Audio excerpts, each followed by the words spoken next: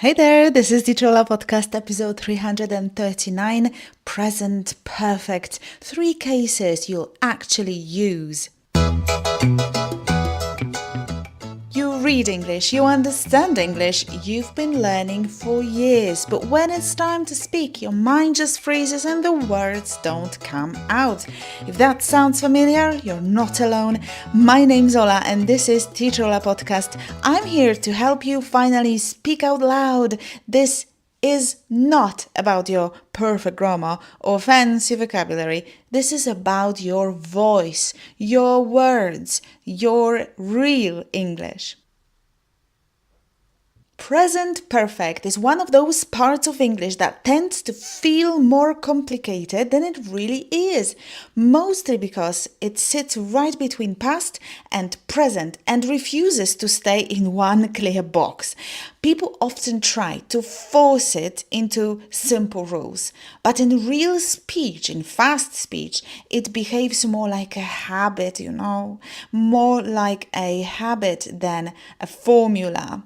There are many ways we use present perfect, so many cases, so many occasions to use present perfect. But today, I want to focus on three situations where it genuinely feels like the natural choice and where replacing it with any other tense usually breaks the meaning or makes the sentence sound slightly off. Let's start with life experience. This is probably the first meaning learners meet and also the one that gets confused with past simple the most. So the first one, life experience. When we talk about things that happened at some unspecified, when you don't say when exactly, unspecified point in your life, well, we tend to step away from time completely. We just stop focusing on time and we just treat this experience as part of who we are today. Let me give you some examples. I have been to Paris. Doesn't matter when, it's just who I am. I have been to Paris. And she has never eaten sushi. She has never eaten sushi. It's her lack of life experience, but it's her life experience also. She has never eaten that. And the question, have you ever seen this film? Have you ever seen this film? You can just skip ever. Have you seen this film? Have you seen this film? In all these cases, the exact moment simply doesn't matter. If you start adding time, then the whole meaning changes completely.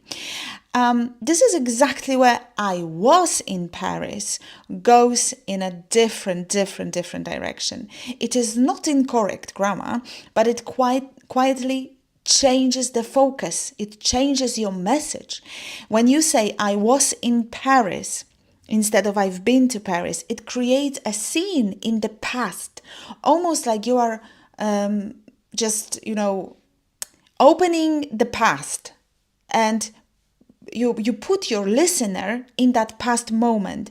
I was in Paris invites questions like when exactly, what happened, who were you with? I have been to Paris. That's the opposite. It closes the door on time. There is no time anymore. It's just the experience which is with you here today in the present. That's who you are. I've been to Paris and I can go many more times in my future. The difference is small, maybe, when you translate into Polish. There's no difference, right? But the difference in meaning is huge. So you can say I was in Paris only when you close the box with words like 2 years ago, last summer, last winter, last weekend. Then I was. But if you don't tell us when, it simply doesn't matter. It simply doesn't matter. So then I have been to Paris, and that's why I can tell you something about this city, or I have seen the Eiffel Tower. I can tell you it's not so pretty. Okay, so this is my life experience, period. The second situation to use the present perfect tense is when something started in the past and is still going on now. This is where present perfect stops being about your experience and becomes about something that is ongoing. The words, be careful now, for and since, okay? For and since. They are almost always part of this picture. So common to use for and since with something that started in the past and is ongoing till today. But the real idea is not the words themselves, right? For, since. It is the link to the present moment. So these sentences are still relevant today. So let me show you examples. I lived here for 10 years and I have lived here for 10 years. What's the difference? She has worked here since 2020. We have known each other for a long time. So you could hear for and since in different sentences, but notice the first sentence was different. It wasn't present perfect, was it? I lived here for 10 years. So the first versions feel finished. This first sentence feels finished. It was just one, right? I lived here for 10 years. Even if you do not explain in detail, if you don't add the comment like, but I don't live here anymore, it's clear. The sentence strongly suggested. It feels like that chapter is already closed. I lived here for 10 years, but I don't anymore. The present perfect version refuses to close this chapter. This box is open and it's open and it's active. The situation is still happening right now. I have lived here for 10 years and I'm not going anywhere. I'm still here. This is also why questions like the following are so natural in English. Listen to these sentences. I'm sure you've heard them before. Now it's time to start using them, yes, fluently. How long have you lived here? How long have you lived here? How long have you worked here? How long have you worked here? How long have you known each other? How long have you known each other? These are not questions which ask for a story from the past. They ask for the story from now, for the stories that are true still true today. So if you switch to past simple, the meaning changes immediately into something finished and no longer connected to the present. Notice how it completely changes the expression. How long did you live there? How long did you live there? It's past. It's no longer ongoing. How long did you work here? So you don't anymore. How long did you know each other? So you don't know each other anymore. Maybe some of you passed away, or maybe, the person we talk about passed away, or maybe you're not friends anymore. You have zero contact because of some reason. So that's how that's the dynamic of present perfect and past simple. So let's move on to the third situation. The third situation is where present perfect becomes very practical in everyday reactions with yet and already. Yet and already. These words are not just grammar markers because, they suggest, okay, let's use present perfect. But why? So let's now take a look at these examples. First examples, listen to those. I haven't finished yet. I have already finished it. Have you finished yet? Have you done it yet? I haven't had any problems yet. You have already had some problems. So when somebody says, I haven't finished yet, the important part is not the action itself, but the fact that it is still open at this moment, I haven't finished yet. So it's still unfinished. Some maybe my homework, maybe my cooking. It's not finished. It is not finished. I haven't finished yet. Have you finished yet? Have you finished yet? So the common mistake is to use the word already, but in the questions, use yet at the end of the sentence. Have you finished yet? And here we're checking the state, the condition, the state of the situation, the current state. Not asking about a finished past event, because if I asked, did you finish it? Last year, last week, last Monday, yesterday, 2 hours ago, did you finish? But I'm asking about something that is important, is relevant now, today, and it's probably not finished yet. Already works in this direction. I have already finished it in positive sentences. Yet is for questions, yet is for negations, but already is for positive sentences. And it means the action is complete by now. Possibly, maybe it's even earlier than expected. There are 3 situations where present perfect is naturally required are talking about 1, life experience without a specific time, just life experience, like I have been to Paris, right? Or I haven't eaten sushi.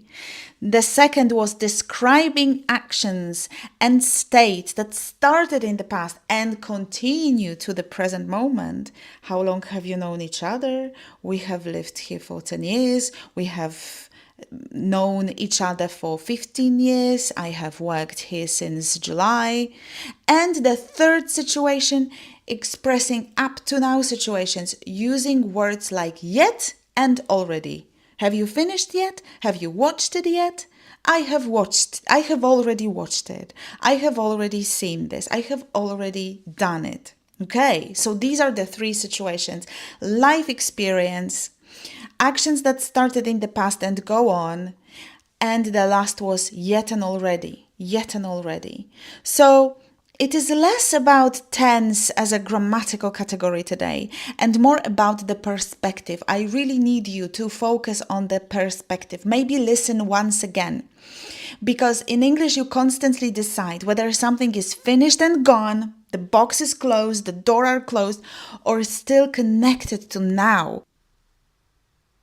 Okay, enough of me speaking. Let's get you speaking. Listen and repeat out loud.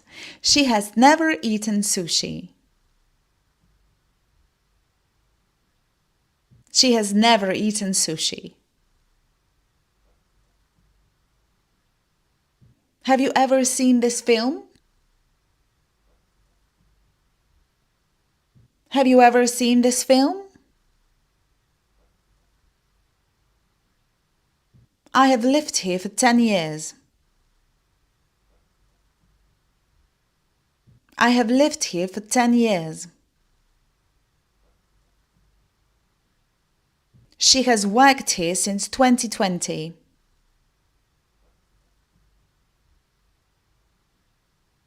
She has worked here since 2020.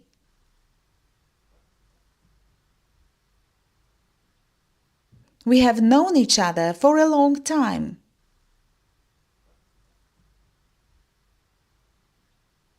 We have known each other for a long time.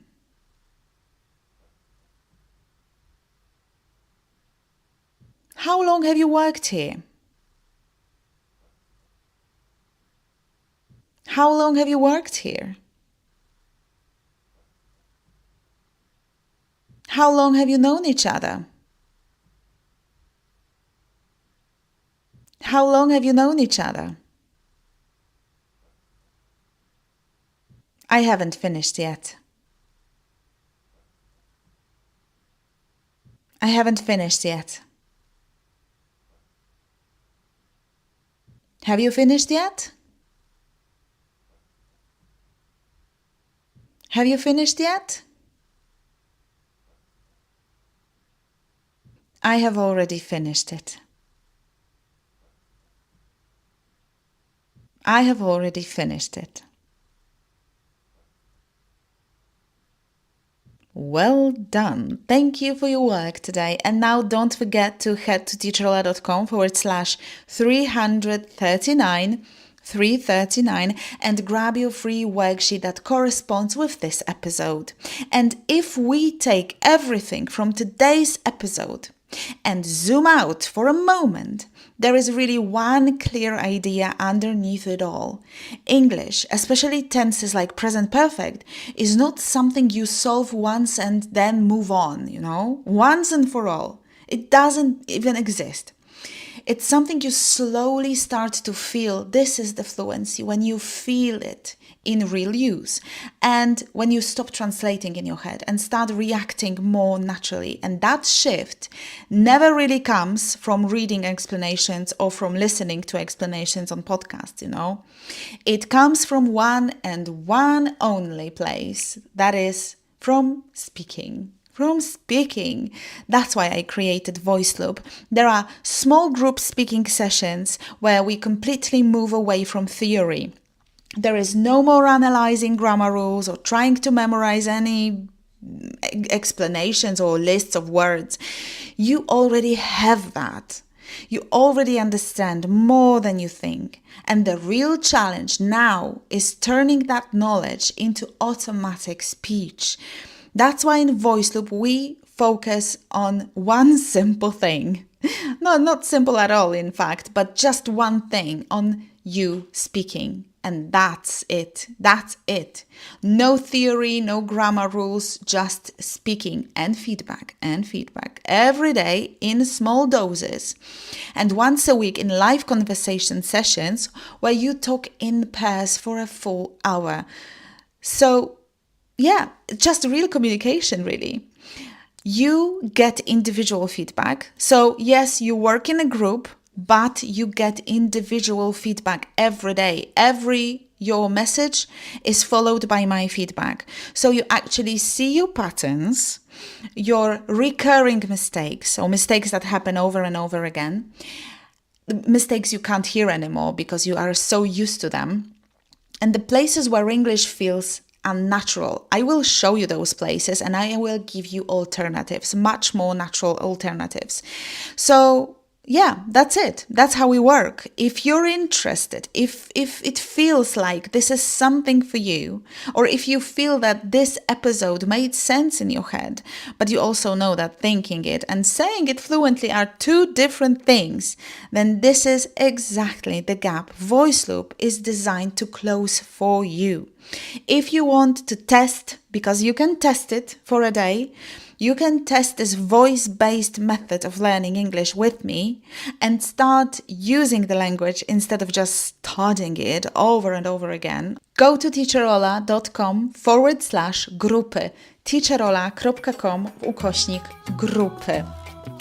Thank you so much for listening. Stay fearless, take care, and say it out loud. I love you. I believe in you. I know you are ready to speak English. I'm your teacher, Teacherola, and you've been listening to Teacherola Podcast. Bye for now.